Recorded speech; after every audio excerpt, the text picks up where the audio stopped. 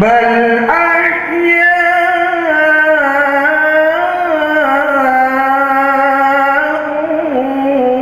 ولكن لا تشعرون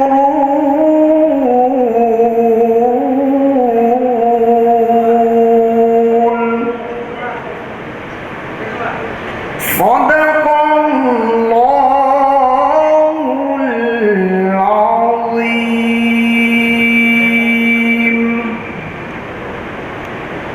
পরম করুণাময় আল্লাহর নাম আরম্ভ করছি। ইরশাদ হচ্ছে, হে ইমানদারগণ, তোমরা যখন কোনো বাহিনীর সাথে সংঘাতে লিপ্ত হও তখন সুদৃঢ় থাকো এবং আল্লাহকে অধিক পরিমাণে স্মরণ করো, যাতে তোমরা উদ্দেশ্যে কৃতকার্য হতে পারো। এবং আল্লাহর পথে যারা নিহত হয় তাদেরকে মৃত বলো না, বরং তারা জীবিত, কিন্তু তোমরা তা বুঝতে পারো না। বারাকাল্লাহু লানা ওয়া লাকুম ফিল কুরআনিল আযীম। আসসালামু আলাইকুম ওয়া রাহমাতুল্লাহি ওয়া বারাকাতুহু।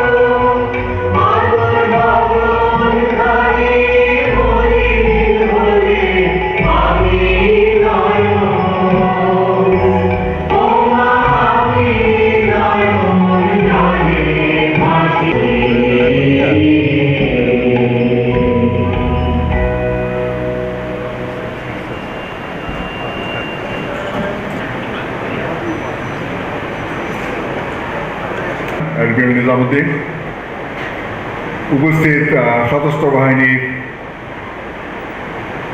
সদস্যগণ এবং আমার সকল স্তরের মুক্তিযোদ্ধাগণ, আসসালামু আলাইকুম এবং শুভ সন্ধ্যা। আজকের এই অনুষ্ঠানে আপনাদের সবাইকে স্বাগত জানাতে পেরে আমি নিজেই খুবই গর্বিত এবং আনন্দিত। এটা নিয়ে আমাদের তৃতীয়বার এই ধরনের অনুষ্ঠান আমরা করছি। 30 লক্ষ শহীদের রক্তের বিনিময়ে এদেশ স্বাধীন হয়েছে। মুক্তিযুদ্ধের সব শহীদদের প্রতি আমরা সবাই শ্রদ্ধা জানাই। পৃথিবীর ইতিহাসে আর অন্য কোনো দেশ এত ত্যাগ স্বীকার করে স্বাধীনতা অর্জন করেছেন বলে আমাদের জানা নেই। বাংলাদেশ স্বাধীনতা যুদ্ধে অংশগ্রহণকারী সকল শ্রেণীর মুক্তিযোদ্ধারা নিজেদের জীবন বাজি রেখে যুদ্ধে অংশগ্রহণ করেছেন। নিজেদের প্রাণের বিনিময়ে দেশ স্বাধীন হবে, এটাই ছিল সবার ইচ্ছা। আমাদের সবচেয়ে দুর্ভাগ্য হলো স্বাধীনতার খুব কম সময়ের মধ্যেই মুক্তিযোদ্ধাদের আসল লক্ষ্য কিছুটা সরে যায়। মুক্তিযুদ্ধের সময় পরাজিত শক্তি আবার রাষ্ট্রের ক্ষমতায় এসে সুযোগ পেয়ে মুক্তিযুদ্ধের আসল উদ্দেশ্যকে পরিবর্তন করার চেষ্টা করে। তার জন্যই আজ মুক্তিযুদ্ধের ৪৫ বছর পরেও আমরা পুরোপুরি আগের স্থানে ফিরে যেতে পারিনি। এটা আমাদের সব মুক্তিযোদ্ধাদের জন্য একটু লজ্জাস্কর ব্যাপার বটে। আমরা সকল মুক্তিযুদ্ধের অংশগ্রহণকারী সকল যোদ্ধাই এখন জীবনের সায়ান্নে উপনীত হয়েছি। আমাদের বর্তমানে চা পাওয়ার তেমন কিছুই নাই। আমাদের মুক্তিযোদ্ধাদের বেশ কয়েকজন যুদ্ধ পরবর্তী সময়ে নিজেদেরকে সমাজে প্রতিষ্ঠিত করেছেন, দেশ ও সমাজের উন্নয়নে গুরুত্বপূর্ণ ভূমিকা রাখছেন। আবার অনেকেই নিজেদের শিক্ষাগত যোগ্যতা বা অন্যান্য কারণে বহু কষ্টে জীবন অতিবাহিত করছেন। যারা কষ্টে আছেন সেরকম মুক্তিযোদ্ধাদের সাহায্য করাই এই অর্গানাইজেশনের একমাত্র উদ্দেশ্য। সেই জন্যই আমরা প্রতি বছর একটি করে পুনর্মিলনী করি, যাতে আমরা সেই অনুষ্ঠানে আমাদের মুক্তিযোদ্ধাদেরকে কিছুটা সহায়তা করতে পারি। প্রথম পুনর্মিলনীকে আমরা 10 জনকে 10,000 টাকা করে দিয়েছিলাম। দ্বিতীয় পুনর্মিলনীতে 26 জনকে আমরা 20,000 টাকা করে দিয়েছি। বর্তমান পুনর্মিলনীতে আমরা 85 জনকে 25,000 টাকা করে দেব।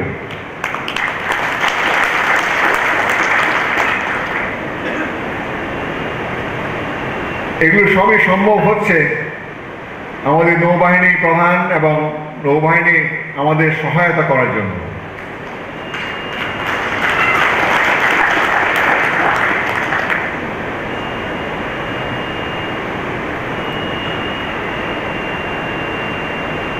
এছাড়া সশস্ত্র বাহিনী বিভাগের মাধ্যমে মুক্তিযোদ্ধা ভাতা, চিকিৎসা সুবিধা সহ অন্যান্য সুযোগ সুবিধা প্রদানের বিষয়টি এখনো প্রক্রিয়াধীন রয়েছে। সংগঠনের সার্বিক কার্যক্রমে নৌবাহিনীর পক্ষ হতে সর্বাত্মক সহযোগিতা আমরা পেয়ে আসছি। এই জন্য আমরা নৌপ্রধান এবং কে ব্যক্তিগতভাবে আমাদের কৃতজ্ঞতা জ্ঞাপন করছি।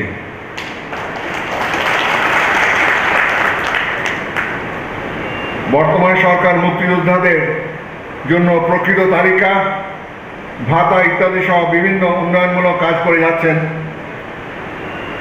আমাদের সকলকে উক্ত কাজে সহযোগিতা করতে হবে।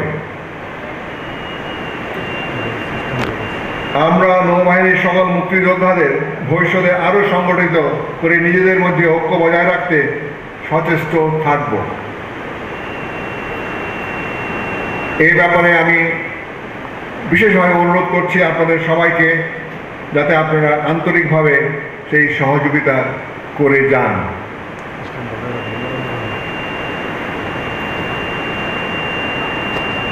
আমরা যদি সবাই নিজেদেরকে একসঙ্গে করে রাখি, তবে ইনশাল্লাহ ভবিষ্যতে আমরা আরও অনেক এগোতে পারবো, আরও অনেক সাহায্য করতে পারবো।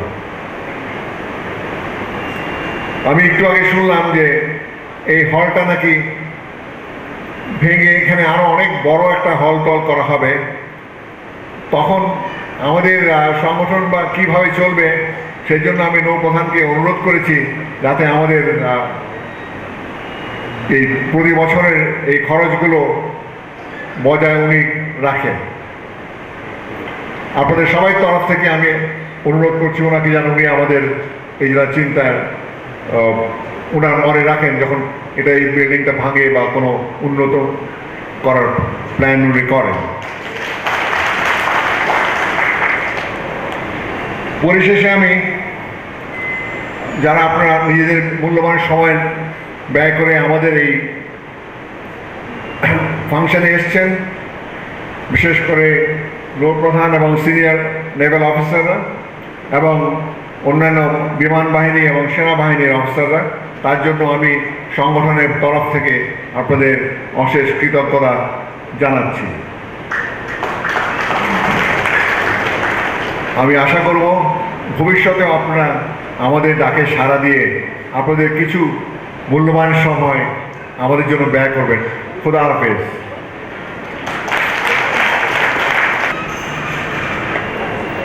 সম্মানিত দর্শক মণ্ডলী, এখন বক্তব্য রাখবেন এই সংগঠনের সুখে দুঃখে সর্বক্ষেত্রে ফাউন্ডেশনকে সহযোগিতাকারী সাবেক নৌবাহিনীর প্রধান rear admiral Abu Taher NDC PSC.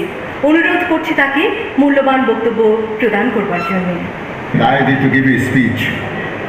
And this evening, আজকে আমাদের এখানে উপস্থিত আছেন আমাদের নৌবাহিনী প্রধান নিজামউদ্দিন, আমাদের এখানে আছেন এই সংগঠনের উপদেষ্টারা, আমাদের সাথে আছেন কোস্টগার্ডের চিফ অ্যাডমিরাল আলমজেদ, পিউসি তথা নেভি এবং আর্মি এবং এয়ারফোর্সের সিনিয়র অফিসার্স অ্যান্ড আমার মুক্তিযোদ্ধা ভাইয়েরা, আসসালামু আলাইকুম। অ্যাকচুয়ালি আজকে আমি কি বলবো এটা আপনারা সবাই জানেন, তবু যেহেতু বলতে বলেছে তাই বলিয়ে ফেলি। আজকে আমরা মুক্তিযোদ্ধাদের অনুষ্ঠানে এসেছি, ফাউন্ডেশন তৃতীয়, কিন্তু যেহেতু একটা সুযোগ পেয়েছি সেই হিসাবে আমি নেভির একজন পুরানো সদস্য হিসাবে,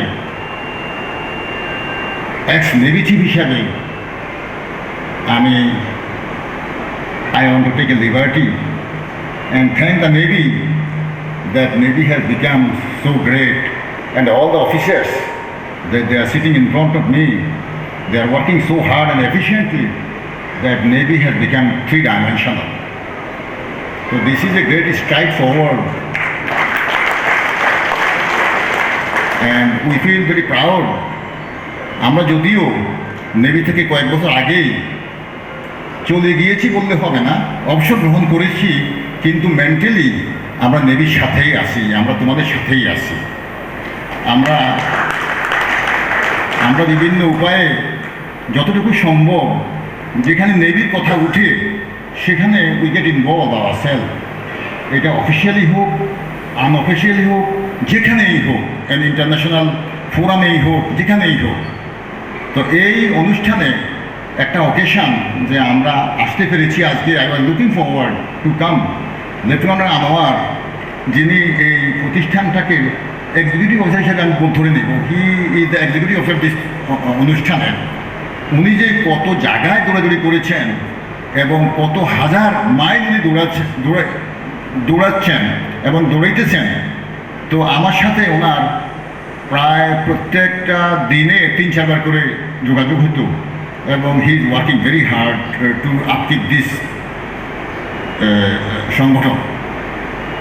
তো নেভির কথা বলতে গেলে প্রথমেই বলতে হয় আমাদের নেভি চিফ যারা ছিলেন, রাইট ফ্রম জেডিউ আহমেদ, ফরিদ আহমেদ, অ্যান্ড ফাইনালি